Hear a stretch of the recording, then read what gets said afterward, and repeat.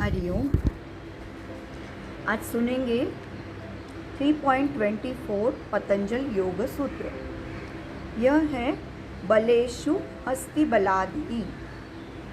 बलेषु यानी बल पे, स्ट्रेंथ पे, हस्ति यानी हाथी, बल आदिनी यानी बल इत्यादि पे। तो प्राणियों के बल पे संयम करने से हाथी का बल इत्यादि प्राप्त होता है। तो आगाशे सर बताते हैं कि जैसे पिछली बार हमने देखा था कि मैत्री आदि भावनाओं पे संयम करने से मानसिक सामर्थ्य मिलता है। ये सबके साथ मैत्री, तो हमको मानसिक सामर्थ्य, उसी तरह से हाथी जैसे बलवान प्राणी के शारीरिक शक्ति पे संयम किया तो हाथी का बल निर्माण होता है। और यह बल सिर्फ शारीरिक नहीं, मानसिक भी। कभी कभी हमको बहुत लो फील होता है, हमको ऐसा लगता है कि बस अब इस दुनिया में क्या मेरा कुछ भी नहीं है। ऐसे बहुत बार लगता है कि क्या कुछ भी कोई मेरा सुनता नहीं है, मेरे मन के मुताबिक चीज़ें नहीं हो रही है, तो हमारा मन का सामर्थ्य लो होने जाता है। ऐसा है तो वो भी सामर्थ्य हमारा बढ़ता है। तो प्रचंड शारीरिक और मानसिक दोनों ताकत इससे निर्माण हो सकती है। आपने देखा होगा छाती पे से हाथी जा रहा है, ऐसा भरा हुआ ट्रक हाथ से खींच रहा है, मैंने ऐसे कुछ कुछ प्रयोग कहीं कहीं करते हैं लोग। तो इस तरह का नेत्र दीपक जो प्रयोग है वो आज भी हमको देखने को मिलते हैं। तो वो यही है, वो उस पर संयम करने से वो उनके ऊपर आता है।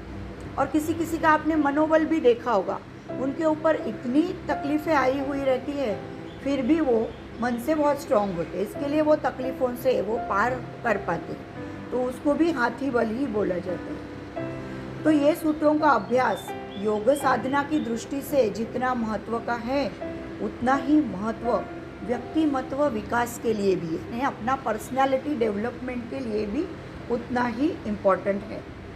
तो जिस भावना का हम जतन करेंगे, जिस भावना का हम पोषण करेंगे, उस विचार के पीछे जो शक्ति है वही हमारे पर्सनालिटी डेवलपमेंट के लिए कारणीभूत है। हमारे निगेटिव विचार रहेंगे तो हमारी अधोगति होगी, हमारा डाउनफॉल होगा। हम पॉजिटिव सोचेंगे तो हमारी उन्नति होगी, हम अपवर्ड्स होंगे। छोटे बच्चों को हम डर बताते हैं कि भूखाड़ी आएगा, बाबा आएगा, बावा आएगा, काला बावा आएगा, ऐसा हम बोल के उनको, बच्चे रहते हैं उनको सुनते नहीं है तो चुप कराते।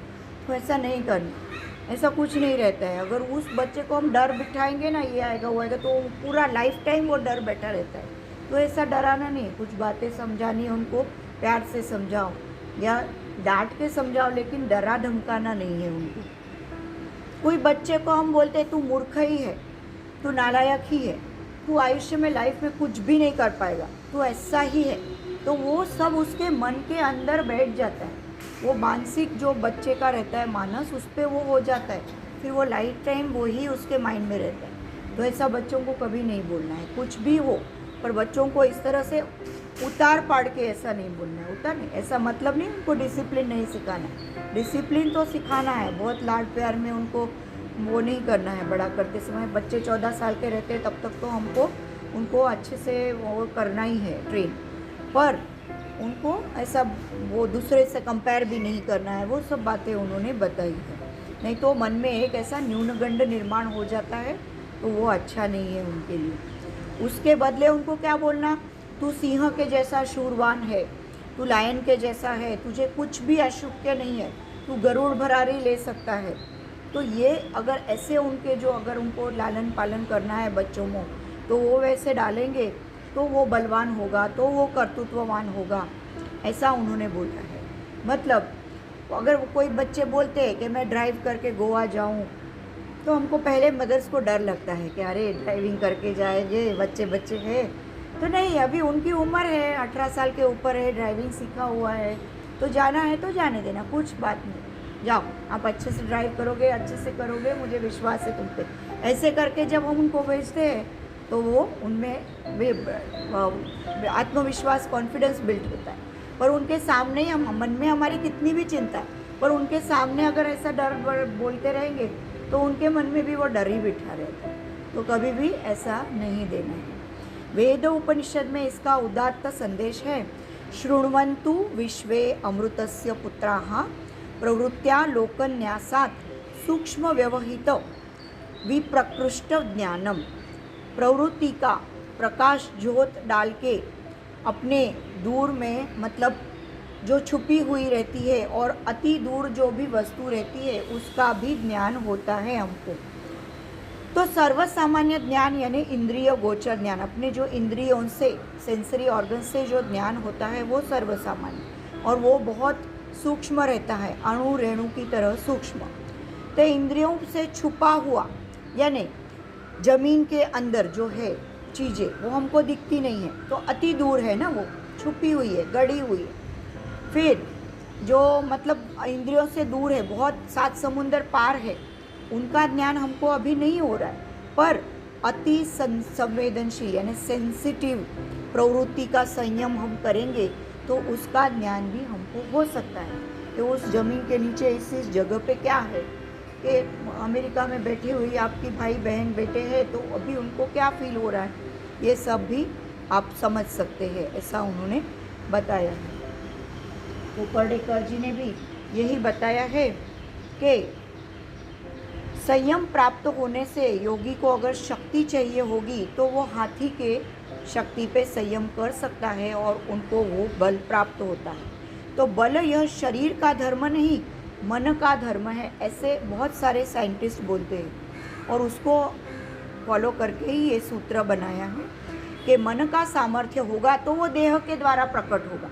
हमारा मन में अगर वो सामर्थ्य है तो ऑटोमेटिक उसका आप देह बोली देखना, बॉडी लैंग्वेज आप किसी की अगर आप समझते होगे, देख के ही समझता है कि हाँ इनका कॉन्फिडेंस बहुत अच्छा है, और कुछ लोगों को देख के समझता है कि इनमें कॉन्फिडेंस लेवल लो होगा है, मतलब कभी कभी अच्छा रहता है, कभी कभी लो भी हो जाता है, तो वो आपको समझ में आ जाता है। तो अगर मन का सामर्थ्य है तो वो देह के द्वारा भी ऑटोमेटिक आपकी देह बोली, बॉडी लैंग्वेज से भी समझ में आने लगती है।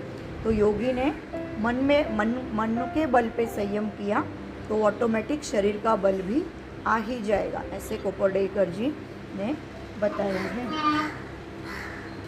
फिर स्वामी आनंद ऋषि जी ने बताया है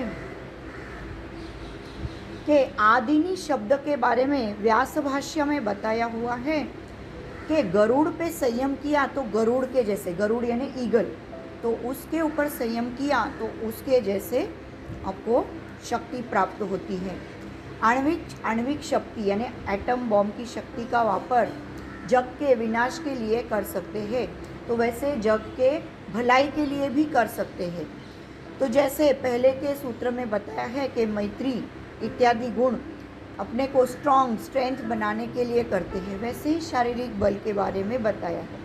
और यह बल सद हेतु के लिए करना चाहिए। यह बल हमको प्राप्त होता है तो वो लोगों के भलाई के लिए होना चाहिए। अगर हम में वो कॉन्फिडेंस है तो लोगों का उस तरह से कॉन्फिडेंस बढ़ाने के लिए, उनमें वो बल प्राप्ति करने के लिए उसका उपयोग करना चाहिए, न कि उसका दुरुपयोग करना चाहिए।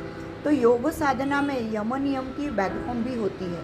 तो यम नियम में स्थिरता आई तो योगी बिल्कुल विवेकपूर्ण व्यवहार करेगा। यम नियम यानी अहिंसा, सत्य, अस्तेय, ब्रह्मचर्य, अपरिग्रह, और नियम यानी शौच, संतोष, तप, स्वाध्याय, ईश्वर प्रणिधान। तो वो अगर हम स्टेबल आ गए उसके तरफ तो हम ये भी ऑटोमेटिक अच्छा बिहेवियर करने लगेंगे।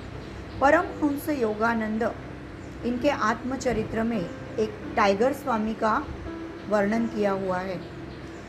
वो क्या कर सकते थे पता है कि टाइगर से विदाउट कोई वेपन्स वो उनको मार सकते थे पूरा, मतलब उसको जैसे कोई शिकारी मार सकता है वैसा वो विदाउट ए वेपन उनको टाइगर को मार सकते हैं।